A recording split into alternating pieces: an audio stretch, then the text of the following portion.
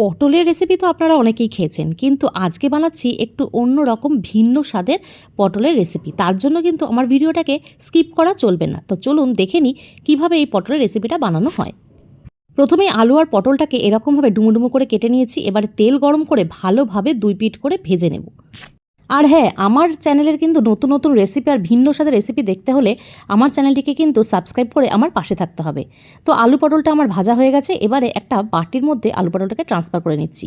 এবারে সেই একই তেলের মধ্যে আরও কিছুটা তেল অ্যাড করলাম। তার মধ্যে দিয়ে দিলাম সাদা জিরা, তেজপাতা, শুকনো লঙ্কা, কাঁচা লঙ্কা আর দিয়েছি যতটা পটল ঠিক তার 1/4 এখানে নিয়েছি চাল, গোবিন্দভোগ চাল নিয়েছি।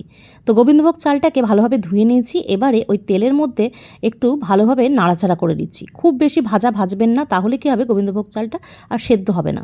এবারে ওই আলু পটলটা দিয়ে তার মধ্যে পরিমাণ মতন জলও দিয়ে দিয়েছি। আর তার মধ্যে বেসিক যে মশলাগুলো আছে, নুন, হলুদ, ধনের গুঁড়ো, জিরের গুঁড়ো, একটু শুকনো লঙ্কার গুঁড়ো, আর যখন পটলটা হয়ে আসবে তখন দিয়ে দেবেন সামান্য একটু স্বাদ অনুসারে চিনি। কিছুক্ষণ ঝোলটা ফোটার পর ঠিক যখন চালটাও প্রায় সেদ্ধ হয়ে আসবে তখন এটাকে নামাবো একটু ঘি আর একটু গরম মশলা দিয়ে। ব্যাস, তাহলেই আমার রেসিপি তৈরি। গরম গরম ভাতের সাথে এই পটলের রেসিপিটা দিয়ে কিন্তু দুর্দান্ত খেতে লাগে। আর পটলের এই রেসিপিটা ঠিক কী নাম দেওয়া যায় বলুন তো? আপনারাই কমেন্ট বক্সে আমাকে লিখে জানান। অবশ্যই রান্নাটা ট্রাই করবেন আর কেমন লাগলো আমাকে কমেন্টে জানাবেন। ভালো লাগলে একটা লাইক আর শেয়ার করে দেবেন। আর অবশ্যই আমার চ্যানেলটিকে সাবস্ক্রাইব করতে ভুলবেন না। টাটা।